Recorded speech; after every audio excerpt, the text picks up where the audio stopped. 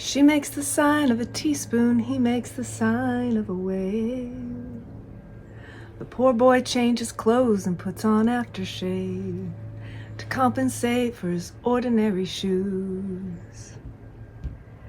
And she says, honey, take me dancing, but they ended up sleeping in a doorway by the bodegas and the lights on over Broadway, wearing these diamonds.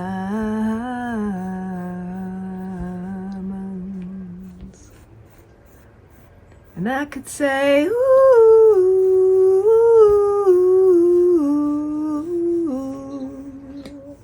and everybody would know what I was talking about.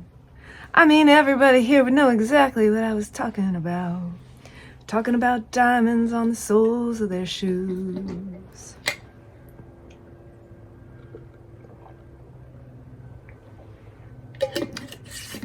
Why, hello. The inspiration for that little ditty was this drawing I have before me, completed. Consciousness squeezed into diamonds, which is what we are, my friends. That is what we are. It's been a minute. I've been through some shit. I'm in a different place, and I'm here to talk about the coming full moon. Briefly, ever so briefly. There's so much to say that I'm not going to say much. I mainly want to say hi, and I'm alive and well, and it's been hard and very rich, and my consciousness is being squeezed into diamonds, as is yours. The thing that I'm interested in about this full moon that's coming up, so yes, this full moon is in Taurus. It's conjunct Uranus. We can expect surprises. Yes, there is a building tension between Mars and Pluto. We can expect extremes, intensity, transformation.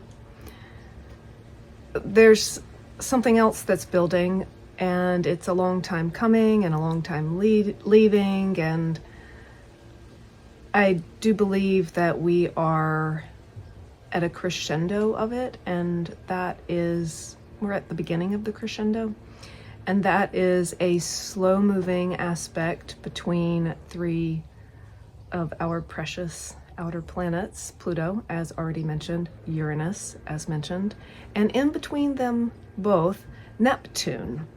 And Neptune, with these two oppositions, the Pluto-Mars opposition, the Moon-Uranus-Sun opposition, Neptune is perfectly placed between them to create a lovely 5-pointed star. This is the geometry of Venus. And I don't think I want to expound on it. I just want to point it out to everybody because, yes, throughout time, the kinds of astrology that we are living through right now has indicated great difficulty, tragedy, suffering, loss. And also, alongside all of those things are the goodness that those occurrences make way for. So we live in a land of duality. Humans didn't make this up. It is inescapable that the good thing brings the bad thing brings the good. The Tao says that how can you know if a thing is good or bad? Because a bad thing can bring about a good outcome, and a good thing can bring about a bad outcome. And that is the rhythm of our experience. And right now we are listening to astrologers all over the world tell us that things are looking frightening, but don't be frightened. And then we're experiencing frightening things, and it's a lot. We're under a lot of pressure. We are under a lot of pressure, and I don't want to diminish that. This is not a Pollyanna expression. This is to say that the heartbeat of this planet Gaia, who agreed to be a experimentation of duality with us, co-creating this situation with us, Gaia is not our victim. In this place, the heartbeat of this place is that when the eclipse comes and the king dies, a new king then rises. And one cannot happen without the other. And I love this full moon for illustrating it in a very beautiful, tangible Venusian way. This moon is ruled by Venus. It's a Taurus full moon. Where I am on the East Coast, Taurus is rising. And the shape that is occurring, and there are two, I can't even, my brain just, there are two, there's a 6-pointed star in there's two 5-pointed stars, there's a 6-pointed star. Venus is squaring the nodes. I mean, come on, God. Like,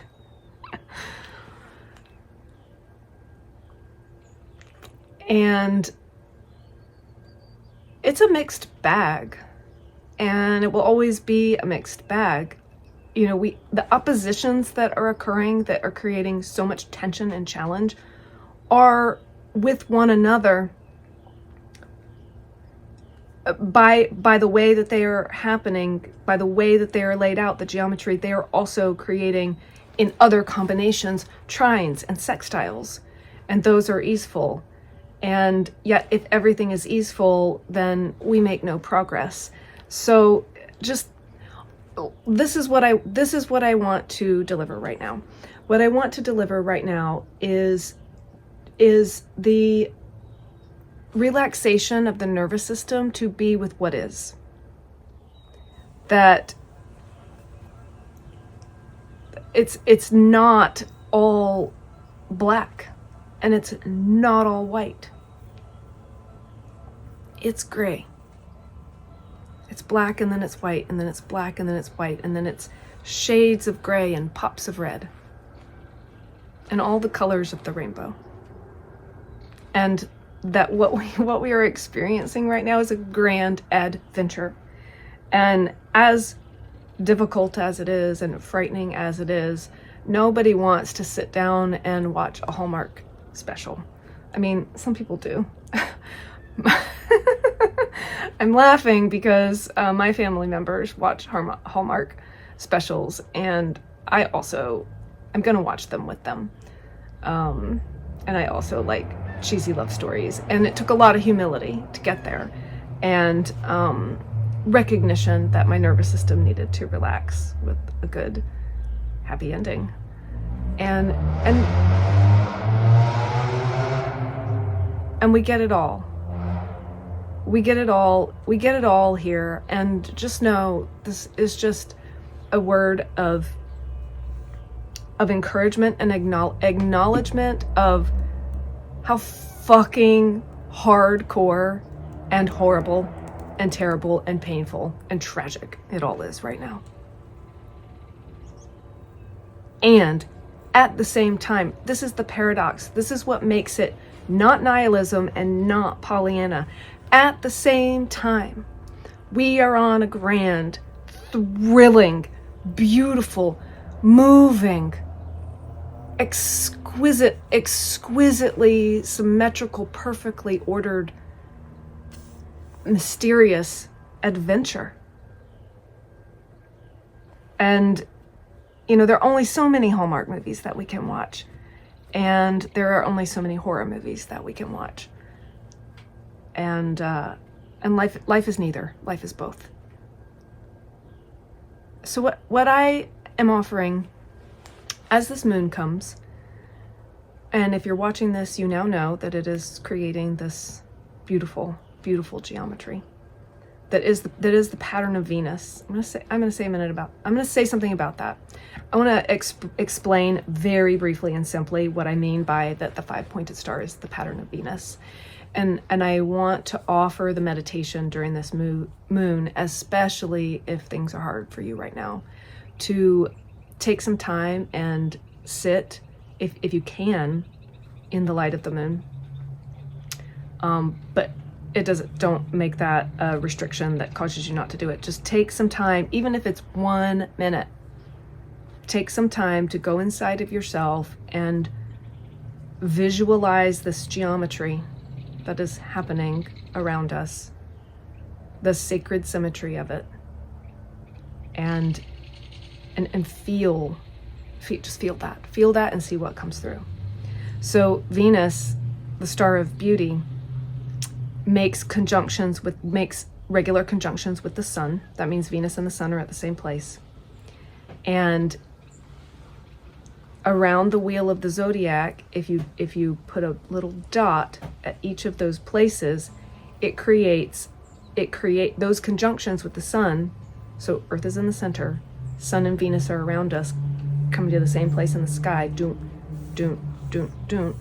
Equal parts of 5 around the circle, creating a perfect 5-pointed star. This is her symmetry. This is her signature.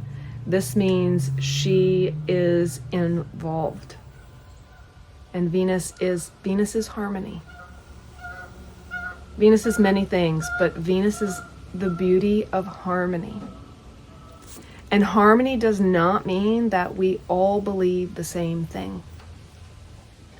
Harmony means that in the context of our perfect individual uniqueness, we are still together. Harmony is respecting differences, honoring differences, recognizing, validating differences. That's what harmony is. It's not consensus. It's compromise. Variety is the spice of life.